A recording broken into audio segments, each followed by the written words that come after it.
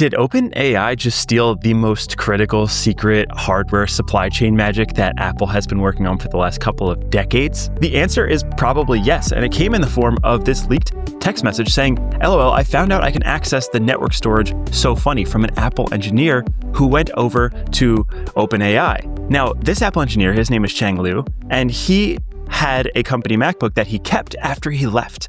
And he found later on there was an authentication bug that left his access alive, even while he was at OpenAI.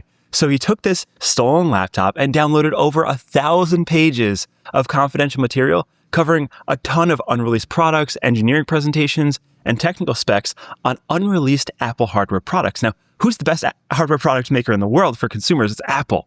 And now OpenAI has this treasure trove of information that they have been using to build, allegedly been using to build their new hardware device that we're tremendously excited about. So there is a lot of chaos going on in this story. But right now, the story is Apple is suing OpenAI, and they have a lot of ammo to back this thing up. And all of this comes off the back of OpenAI releasing GPT 5.6 this week. So they had so many ups and so many downs. But yeah, Friday, 10th of July, they got slapped with a lawsuit from none other than Apple, claiming that they've stolen a bunch of trade secrets, specifically around how they build the future AI hardware devices. And as we know, OpenAI has been working on quite a few of these devices, rumored to be going online around February 2027. They acquired Johnny Ive's startup I.O. Johnny Ive, famously one of the chief product designers at Apple, for around $6.5 billion. So it's a big deal for Apple to make this claim. Now, imagine you are interviewing for a new job at OpenAI. And before going into your interview, they ask you to bring a piece of hardware from your current company, that being Apple, to show and tell during your interview, to show how the circuitry design works, to show how the engineering design completely works in your interview itself. That's exactly what a 24-year veteran from Apple, ex-veteran, VP of design, he designed the iPhone, he designed the iWatch, called Tang Yu, did at Apple. He is officially OpenAI's chief hardware design officer, and he's responsible for launching their future AI devices. There's another guy that you mentioned earlier, Josh, called Chang Liu. He's an 8-year electrical engineer from Apple who also left and happened to have a laptop which still had access to Apple's file system. So he stole a bunch of blueprints. This basically reads like some kind of dramatic movie. I've got Social Network playing in my head, like from the Meta kind of vibes. But this is a crazy lawsuit, if true. And if it does end up getting taken to the end of this case where there's a judgment placed on OpenAI, this could defer the launch of their AI hardware devices by as much as a year. It's pretty serious. And if you scroll down just a tiny bit, we'll see the 3 people named, or I should say, the 2 people that you just mentioned and 1 missing name. Now, we have Tang, we have Chang, which sounds like a joke that these are the 2 people at the core of this lawsuit. But there is a third person who is notably not named. And it's Johnny Ive and his company Love From, or I guess specifically I.O. here, who already had a lawsuit filed against them for a totally different reason. So if you remember this image on screen when they made their big announcement that OpenAI was acquiring Johnny Ive's company I.O. for, I think it was like $4 or $5 billion, they made this really nice announcement video. They published this blog post about it. And then immediately within the week, they got sued by another company named I.O. And now they have to actually change their name. So that's a totally separate lawsuit. But notably, Johnny is not named at all in this Apple lawsuit. And you have to ask the question, why? Well, I think one of those is like, could you imagine Apple suing Johnny? That would be the most diabolical headline ever. But perhaps the reality is that they actually didn't have a whole lot to do with this, and that a lot of the kind of ownership of this problem comes directly from the OpenAI team and these 2 people. Because from the sounds of it, the OpenAI team was very much aware of what was going on. In fact, they were building and actively poaching up to 400 people from Apple's design, engineering, and their production teams to help them build this new AI hardware infrastructure system. It's important to note that California, where all these companies reside, don't actually have a non-compete law. So technically, you can leave one company on one day and join a competitor immediately the next day, and there's no like non-compete laws that can be enforced. So all of that is legal. What is potentially illegal is what these employees exactly did. So I want to just spend a moment kind of describing exactly what these executives did, which is what has got OpenAI into such hot water. So let's start with the 24-year Apple veteran. He was the VP of design. So he was heavily responsible for designing what the iPhone looked like, how it worked, and he did the same for the iWatch as well. He's now OpenAI's chief hardware officer. He has assumed that role since January of this year. So it's a pretty short term. And what he's reportedly done is before leaving Apple, he emailed himself a list of the suppliers that Apple has for their entire supply chain so that he knew who to reach out to, contacts and friendlies that he's made at those supplying companies so that he could replicate basically the same thing at OpenAI. Another thing he did is he reached out to a bunch of Apple employees immediately after he assumed the new role and gave them the guide as to how to evade Apple's restrictive policies around talking to competitors. Number 3, he asked them to come to interviews and, as I mentioned earlier, bring a piece of hardware that they're designing to prove that, number 1, they're working on Apple hardware, and 2, to show them, some of the secrets as to how to do this. And then number 3, he basically outlined the entire policy at OpenAI as to why they could just kind of leave and join OpenAI. So the idea is he allegedly made this incredibly obvious that he's trying to poach these specific types of hardware engineers. And I don't think that's just good practice in general. And Apple's just coming for blood. The second guy, Chang Liu, he kind of accidentally fell into this file case. If accidental is kind of like a term I'm using kind of generously here. He was an electrical engineer. He stole a laptop that was technically Apple's property. He didn't return it. And when he opened it on his first day at OpenAI, he realized that he still had access to the filing system and even the chat system at Apple. So he basically reached out and stole a bunch of files that were incredibly proprietary. And that's who Apple's going after. Yeah, the allegations list is pretty long. You mentioned Insane. A couple here about the things that he was doing, but then there's another one which is the homework pattern, they call it. And in one instance, an Apple employee screenshotted and downloaded files about this highly confidential project prior to the interview with Tan.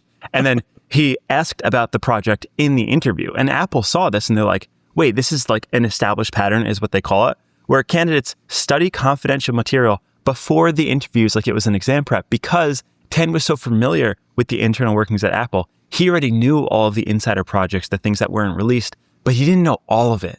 So what he did is he had these people come for interviews and he said, hey, I know you're working on this project. Tell me all about it. Explain it to me. And if you explain it well, you'll get a job here. And the reality is that they were just filling in the blanks on the places that he wasn't either up to date on or he didn't fully know. And this was this way of, allegedly, at least, this way of kind of filling the gaps in his knowledge base to fully understand what's going on at Apple so that they could emulate it then inside of OpenAI. A similar thing happened where he told people how they could offboard themselves in a way that was discreet and it could get them the most information out of Apple. He encouraged them to not say who the new employer was, allowing them to get 2 additional weeks of access to the servers to continue to collect information and share it with their new employer, and kind of reverse engineering the exit process at Apple to optimize it for leaked information going to OpenAI. So these allegations are pretty insane. This is a lot of proprietary data. And when you're thinking about companies who you would want to steal trade secrets from, I don't think there's one better in the world than Apple, who has created exactly what OpenAI has been trying to make, and they've done it at a larger scale than just about anyone else. So this is a huge amount of allegations that, if found guilty, you have to imagine it's going to cause some serious problems for their hardware team over there at OpenAI. It also just seems so sloppy from these 2 executives at OpenAI. The whole thing is a mess. Yeah. Asking someone to literally email their personal accounts is so obviously out of practice when you're at a company that has confidential information. I don't know why you would even try to do that, but obviously they thought they had some kind of advantage. But I don't think they made any kind of attempt to kind of keep it discreet. I mean, 400 employees from Apple have now moved over to OpenAI. Predominantly, the most of them are working on the hardware thing specifically, which brings me to the question, why is Apple going out of their way to file a lawsuit to what is relatively basically just still a startup? They don't have the cash balance. They don't have the profit margins that Apple has. Why are they worried about this startup, OpenAI? It brings me to think that they know OpenAI has built something quite effective. Now, the rumor mill basically says that OpenAI has been working on some kind of a screenless device, maybe a series of different devices that can sit inanimately on your desk and listen to everything you say, that can see things that you see, potentially maybe even an earbuds with a camera. Now, if that sounds familiar, that's because a lot of the leaks from Apple themselves is that they're releasing a suite of devices that are going to look and sound very similar to that. And so I'm kind of piecing the puzzle pieces together in my head right now, and I'm realizing, oh, maybe they did blatantly just copy the designs that Apple had, and they're trying to beat them to the punch. Now, Apple's timeline is they're supposedly meant to announce 3 new devices, a bunch of AirPods that have cameras on it, some kind of necklace pendant device that can either sit in your pocket or sit around your neck, as well as a pair of smart glasses that can see everything you see. They're looking to announce it by the end of the year, which I think is around the time that OpenAI is planning to do theirs. But OpenAI is planning to launch theirs officially, so start distributing them by February of 2027. And they're aiming, according to Sam, for 100 million units. So it got me thinking, this is probably one of the better marketing schemes for OpenAI, even though it comes in the form of a lawsuit. It's just interesting to see. In the case, it doesn't completely derail their hardware efforts, which, according to Mark Gurman, I was reading his tweets earlier, he is like the guy when it comes to Apple leaks. He's saying in the immediate aftermath of the lawsuit, OpenAI still believes that it's on track to release their first product early in 2027. That's the February release date, which is on track, again, with the kind of end of year announcement that we're planning to get in terms of what the product's going to look like, hopefully how much it's going to cost, kind of showing the usability of it. He says the problem most likely is that they will now have issues with their suite of products and any sort of iPhone competing device because of a lawsuit like this, depending on how it goes. So the hope is that we still get that OpenAI device version 1, but the second version of that, the third version, the family of devices might find some complexities if it's found out that this is true and that OpenAI really is guilty in a lot of these things. And I have to think about Apple of today versus the Apple of maybe 15 years ago and how different they've handled these situations, because this has been going on for a while now, right? It's like this has been happening since February they found out about it, which is funny because there was a lot of people who went to WWDC and were talking to the Apple executives about the OpenAI partnership. And it wasn't really very warm the way they were talking about it, but nobody knew why. And it's because they were aware of what was going on in the background. But they didn't actually do anything until so much later. And if you remember, there's that current partnership with OpenAI and Apple where Siri is serving a lot of queries to ChatGPT directly, which is crazy because, I mean, we have this leaked email on screen from Steve Jobs back from 2005, where they had a similar thing happen where Adobe started to hire a few engineers from Apple. And this was a big no-go for Steve because nobody tries to poach engineers from anybody's companies. They have to earn them through merit. And he says, Adobe is recruiting from Apple. They have hired one person already and are calling lots more. And this was only one person. He said, I have a standing policy with our recruiters that we don't recruit from Adobe. It seems you have a different policy. One of us must change our policy. Please let us know who. That was one employee. Could you imagine 400 employees with trade secrets going to another company and what that would have looked like? OpenAI would have been, that contract would have been ripped apart the next day. iPhones would not have been serving any queries, and they would have been in an all-out war, probably in the public, within 24 hours. This has been going on for, close to 6 months now? And this is the difference in Apple. It's like Tim Cook is very much the peacetime CEO. He was great at building a business, great at building revenue, not much of a jerk. Apple hasn't really had a jerk in charge in a long time. And that's what I'm hopeful that John Ternus can start to do. Hopefully he is kind of maybe the one pushing this. We know John Ternus is very much in the hardware industry. He would be very close to this. In fact, he worked very close with, I think it was Tan, in terms of the guy actually wanting to take John Ternus's job as that lead of hardware. He didn't get it. John Ternus wound up being CEO, but he's very deeply involved and he understands this. And I have to imagine that's probably where the lawsuit came from, is Ternus kind of stepping into a CEO role and saying, no, I'm not going to stand for this. And if you're wondering the measures or the extents that Apple goes to try and catch you leaking their information, we have a list over here. So the tweet goes, they include invisible watermarks in documents and files, subtle color changes for 1 pixel in an image, so they'll know if it's you specifically that shared a specific artifact externally outside of the company. So you can imagine that it ranges, it's individual for a particular employee. Typeface, 1 letter in a memo italicized or different font size. File name, slightly different identifiers for a file. Basically, they run through this entire list to make sure that they can not only know when someone's leaked information, but catch the specific individual responsible. And I wonder if they made this same assessment when they figured out that Tang Yu and Chang Liu were the ones that leaked all of this information. Now, it's interesting the point that you made around, John Ternus is assuming the new CEO role in a couple months now at Apple, and he is a hardware expert. And Apple, I think, has realized over the last 2 years, as they've missed the entire AI model race, that their number one moat, aside from having the most consumer users for any kind of tech company in history, is hardware. It's one thing being able to have a really cool AI model. It's another thing being able to distribute it effectively to billions of people all over the world. It is something that the company Snap is trying to figure out. It's something that OpenAI is trying to figure out. It's something that Google's trying to figure out with Android and their mobile phone distribution. But Apple has been the number one winner. It's the reason why they're like the number 2 or 3 most valuable company in the world.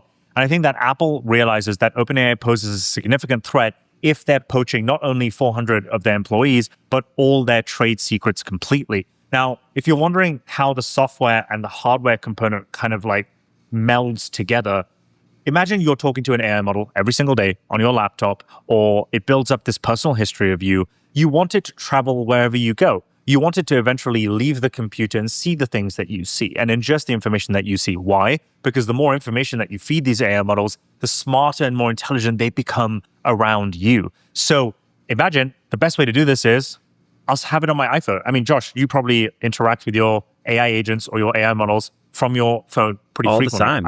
I know I do it as well. I speak to it in voice mode. And I always wonder, like, I wonder if you could see what I see. I mean, I already do it. I take pictures of different things and I send it to my chatbot. And I'm like, hey, can you explain this to me? Or like, this is what I'm looking at. This is the information that you need. And it just reads it and ingests it. It would be cool if it did it 24/7, or if you could hear the conversation or the meeting that I was in. And all these different software features, all these different kind of inputs for all these various parts of data are kind of fractured at the moment. But Apple is the number one company that can pull off an amazing hardware suite. And so they know this. And they see OpenAI stealing their stuff, and they're like, I'm not going to let you do this. So I kind of understand the extent and measures that they're taking. And I hope John Turnus goes ham on this. I hope the lawsuit yields something quite interesting. OpenAI currently is the only major frontier lab that has faced, like, I don't know, 5 lawsuits? I saw Elon Musk taking a dunk earlier, but he actually forewarned this in 2024. It's patently absurd that Apple isn't smart enough to make their own AI, yet is somehow capable of ensuring that OpenAI will protect your security and privacy. He's referring to the deal that they signed with OpenAI where ChatGPT will be used in Apple products. So I get it. Like, I see why he's doing this. Yeah, I think Apple needs to harden up a little bit. And it's been funny actually seeing the commentary from Elon publicly, because he is just really leaning into Sam. And he has been roasting Sam on Twitter for the last couple of days. It's been rough. But you mentioned all the safeguards that they do to keep leaks from happening. And yet simultaneously, just I think at the end of June, like a couple weeks ago, there was a 630 gigabyte leak of the new iPhone product suite from their Indian manufacturer, Tata, I believe the name is. And it was the biggest leak in Apple history by far. It had all of the quality assurance testing. It had literal images and CAD design files of the next iPhone that we're going to be getting in September. And it was this huge leak that kind of showed a lot of company secrets just open to the public. 630 gigabytes of leaks. So Apple has a serious problem on their hand. They need to harden up. They need to lock things down, because it seems like they're really just running on these processes that have existed for a very long time, but there's no one there to really enforce or strengthen them. And I really hope that Apple gets hard again. And with John as the leadership position, he starts to clamp down and he starts to actually cause some havoc. It's like Apple has been run by Mr. Softy for a long time, and he's an incredible CEO and he's done amazing things. But like, Apple is very much in wartime right now. The iPhone legacy is not going to last much longer with all of these incumbents kicking their ass in AI and building somewhat competitive hardware products, TBD, assuming they're allowed to get them out the door. But like, OpenAI is doing what they need to do to win, and Apple is not really doing anything to stop that or to put their foot on the gas. We haven't had any new products from Apple in a long time in terms of categories. They still have not shipped the new Siri. So we have a lot, like, there's definitely a bones pick with Apple there. And I hope this is the first step of them really turning it around and shifting the tides. It's also important to note that, like, OpenAI tried to sue Apple earlier this year, which I thought was funny, for not really fully doing what they promised for their contract around ChatGPT integration. And the reality is that they probably clawed that back real quick once they found out what was actually going on. It's just a disaster. It's been a train wreck for everybody involved. Apple actually reached out to OpenAI in February, alerting them of all of these findings and happenings. OpenAI did not reply. So it's like, this whole thing is kind of a train wreck here. And it's going to be interesting to follow the lawsuit and see what else comes out. Because if this is already public and this is just in the initial filing, oh my God, the emails that are going to be leaked are going to be spectacular. Well, that's one thing about this entire thing. If the lawsuit does go to court, we are like OpenAI has to give up all their confidential information. We're going to see the designs. We're going to know exactly the code names of what hardware devices they're trying to build, what that looks like, all exposed for everyone to see. I saw a blog post from Satya Nadella over the weekend. I don't know if you saw this, Josh, but it was called The Reverse Information Paradox. Now, it's a long essay, but I'll summarize what he's basically saying. He's basically saying that typically in an information world where you have a buyer and a seller of information, the seller bears all the risk, meaning in order for a buyer to know that the information is good, they have to see the information first. So technically they're getting the product before they even buy it. And then, if the seller kind of like shows a buyer and they're like, oh, well, I don't really kind of like want this anymore, but they have the information, they can just get away with it. In the world of AI, it's reversed. If you are an AI lab like OpenAI, like Anthropic, you and I use these models. We impart all our information over, right? Which becomes more valuable for the model to train and become more intelligent. But we're just giving that away for free. In fact, we're paying them for the privilege. We pay hundreds of dollars a month to access this model that only gets smarter from personal information that we voluntarily give them. And so the point that Satya Nadella was making here is, in a world where this is the case, enterprises need to safeguard their information. They need to harden down their systems, and they need to make sure that there's no proprietary information leaking. This is the exact same thing that's happening with Apple, just on hardware secrets specifically. But I think it's going to become a growing issue for all these major companies, whether you're Salesforce, whether you're Microsoft, whether you're Google, whether you're Apple. You need to contain your secrets, because the more that leaks out to these models, it'll just be trained from these frontier AI labs, and technically they can replace and do what you do. Now, of course, there are physical constraints. You need to get the supply chain manufacturers and all that kind of stuff. But that's just a matter of time, in my opinion. And it's this weird kind of internal warfare that's waging between the tech industry that I honestly haven't seen before. It's very, very weird. The value of proprietary IP is so high.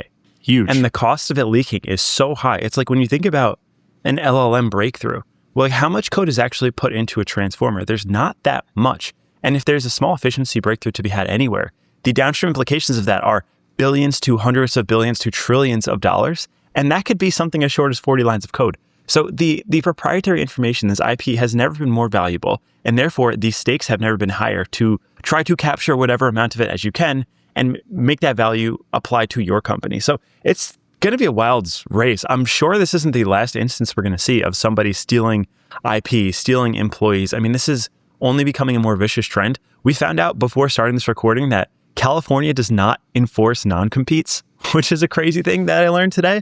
So anybody who's working in California can just leave and go work at a competitor the very next day. So you have to imagine that plays a big role in all of this. And it's kind of baked into the culture. This is just what happens. And companies have to work really hard to try to retain their talent, retain their IP, and just do the best they can. But that is the lawsuit. I think that's what we know so far. Oh, I cannot wait for this to go into court if it does. We're going to read through every single one of those emails. Josh, let me ask you a question before we round out. Do you think Apple is concerned and worried at OpenAI? Or do you think this is just a tactic where they're like, I just kind of want to put the little guy down? What do you think? I think they have to be concerned. I think it'd be irrational not to be concerned. OpenAI has, 1 billion plus monthly active users, and they have figured out AI in a way that Apple has not. AI is very clearly ascending, and the traditional consumer software space is clearly descending. There's going to be this increased trend towards an AI-first operating system in a way that an iOS operating system is not. And I think that's like a serious cause of concern. I mean, you have the guy who designed all of the flagship Apple products over at OpenAI now working on this new hardware suite. We know what him and his team are capable of. Now that they have the manufacturing capabilities, probably, and they have a lot of the secrets of how Apple works, that's a serious threat. I mean, if they can create consumer-grade products at Apple level with a software stack that OpenAI is capable of, that's a really compelling product. And this might be the first time that I actually buy a device other than an Apple device to use as my daily driver. Like, I can't think of the last time I used anything other than an Apple device on a day-to-day basis. I have my AirPods, I have my MacBook, I have my iPhone, I have my Apple Watch. If OpenAI releases a hardware product, I'm buying their version of it. If there are smart AirPods with cameras, with full AI baked in that look really cool, like those cufflinks, I'm buying. And I think that's a serious threat to Apple. So I would be concerned if I was them. And I think this probably comes out of a place of concern. Should they have done it sooner? Yes. After they filed that, they reached out to OpenAI in February. They probably should have just filed the lawsuit back then. But I guess now the evidence that they've acquired is undisputable. And now they have a pretty strong case. So yeah, if I'm Apple, I'm a little worried about this. I think they're worried. But I also think a year from now, this will be seen as like the kick up the butt that they needed. I mean, like, listen, the bar is so low at Apple right now when it comes to AI stuff. They haven't even launched their revamped Siri AI right now. That's going to be powered by a version of their Apple Foundation models and the Google Gemini model as well. So we're going to see a lot of that start to release at the end of the year. Apple will finally make their comeback. And I honestly think that Apple hasn't even tried at this point. And so if the question that is being asked is OpenAI versus Apple, is this a serious threat?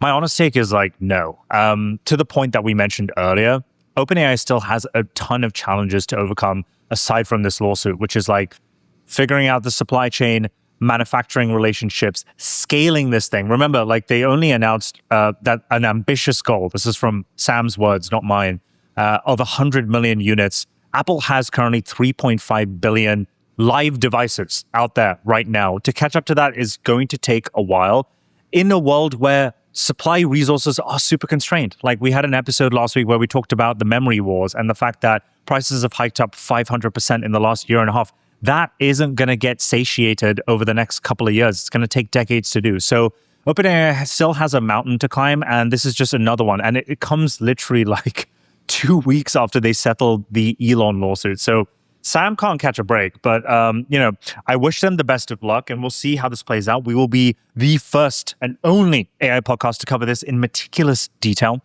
But I believe that takes us to the end of this episode. Josh, any final thoughts? No, I cannot wait to see this freaking device, man. We've been waiting since the inception of this show. Something. I know, all I want to do is just see the device. Just show me the damn thing. Show me how it works and tell me when I'm going to get it in my hands and how much money it's going to cost. That's it. That's all I want to know. Everything else is just like, whatever. Listen, if they have to steal a couple secrets to make it better, like, that's fine by me. So, I mean, sucks for Apple, but that's an Apple problem. That's not a consumer problem. We're winners at the end of the day. The listeners, the consumers are the winners. Like, let these guys fight it out and we just get a sick product sooner, hopefully. Sooner, hopefully. But that's it. That's the story. So if you enjoyed, as always, please do not forget to share with a friend, subscribe to our newsletter, leave us a review on your favorite podcast player. And with that, we part ways. We do have to ask about sponsors too. Ijaz, you have a little message about sponsors. Yes, I do. Quick administrative. So Josh, myself, and Luke, the producer, have been keeping the lights on ourselves. We've spun out. We're officially independent, and we are looking for the most amazing partners to work with. What that would look like is if you have a company, a product, or a service that you would want to put in front of our audience. We reach up to like 1 million of you every single month. We would love to hear from you. We use tools, features, new ones that we don't even talk about on the show every single day. And we would love to talk about your product. A few of you have already reached out, but we would love to hear from more of you. And remember, this doesn't need to necessarily be you or your company or your product or service. If you know someone, if you have a friend, please reach out to them and let them know. Our email is in the description. You can reach out to us on X, wherever we are. We would love to hear from you. But yeah, that's it. Thank you, as always. And that's the episodes. Thank you so much for watching, as always. And we'll see you guys in the next one. See you guys.